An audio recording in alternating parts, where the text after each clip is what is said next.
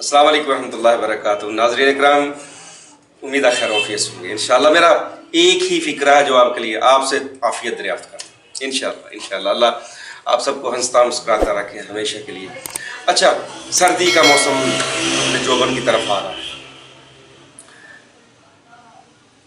پاؤں کی انگلیاں اور ہاتھوں کی انگلیوں کی سوجن شدید قسم کی سردی میں یہ سوج جایا کرتی ہیں.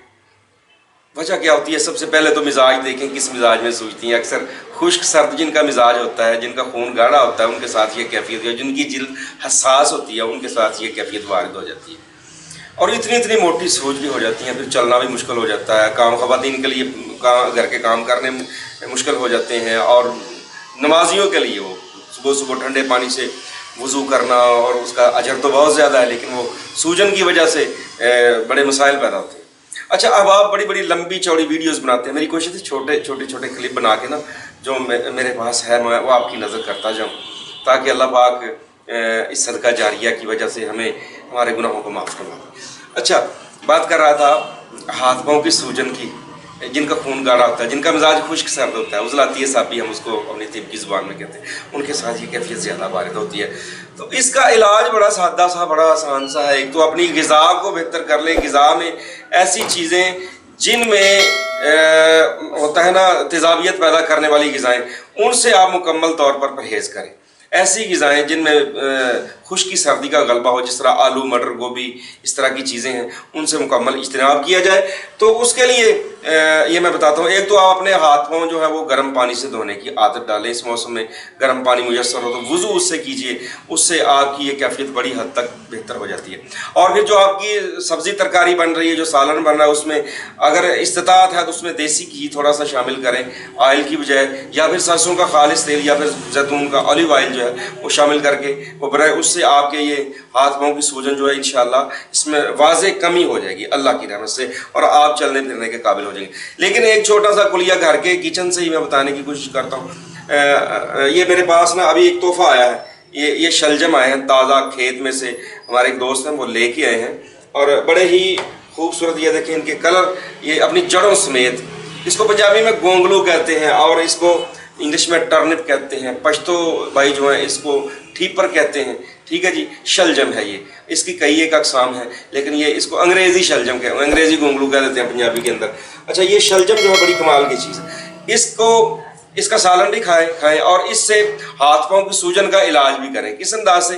آپ 2-3 شلجم لے لیں درمیانے سائز کے، ان کو چھلکوں سمیت، اگر پتے بھی ساتھ ہوں تو بڑی اچھی بات ہے، ان کو باریک باریک تھوڑا ٹکڑے کاٹ کے کسی برتن میں ڈالیں. اس میں 2-3 لیٹر پانی ڈال کے اس کو اچھی طرح بوائل کریں کہ وہ گل جائیں.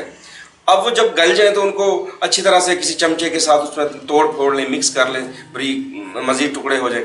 اس میں آپ یعنی اگر آپ کا وہ پانی 3 لیٹر پانی ہے، اس میں آپ 3 چمچ ٹی سپون نمک کے ڈال لیں، اور اس میں مزید تھوڑا سا پانی شامل کر کے کسی ٹب میں ڈال لیں. اس میں اپنے پاؤں ڈبو دیں تھوڑی دیر کے لیے، جتنی دیر تک وہ گرم رہے، اور اسی پانی سے اپنے ہاتھوں کو بھی آہستگی کے ساتھ اس کا ملتے رہیں، دھوتے رہیں، حتیٰ کہ وہ پانی اپنے نارمل ٹمپریچر پر آ جائے. اب اس کے بعد آپ نے کرنا کیا ہے؟ تولیہ کے ساتھ، ٹاول کے ساتھ، یا ٹیشو کے ساتھ اپنے ہاتھ پاؤں صاف کریں، اور اس کے اوپر اولیو آئل، زیتون کا خالص تیل جو ہے، ایکسٹرا ورجن آئل جو ہے وہ سب سے زیادہ بیسٹ ہے.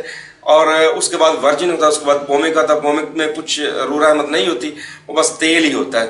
ایکسٹرا ورجن آئل جو ہے وہ کسی اچھے یعنی اسپینش آتا ہے، اٹالین آتا ہے، ہمارے پاس تو یہی میسر ہے. وہ دیکھ لیں کسی یعنی امپورٹڈ ہو. ہمارے یہاں پاکستان میں بھی الحمدللہ زیتون کی کاشت ہے، خوشاب کے ایریا میں بھی ہے، اور اس کے بعد اس کی نرسریاں مختلف جگہوں پر ہیں.